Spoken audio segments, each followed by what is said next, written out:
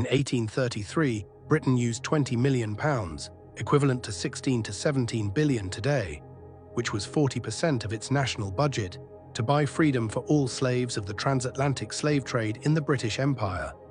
The amount of money borrowed for the Slavery Abolition Act was so much that it wasn't paid off until 2015, which means that living British citizens helped pay to end the slave trade. This compensation was paid to slave owners and slave owners' descendants up until 2015 to make up for the loss of their property. The enslaved descendants still haven't been given reparations for that inhumane period in human history. The transatlantic slave trade started in 1441 via a Portuguese ship that brings a cargo of enslaved West Africans to Lisbon, Portugal from Arguin on the West African coast. In 1562–67, a Devon sailor named John Hawkins is given permission by Queen Elizabeth I to work as a privateer and plunder enemy ships.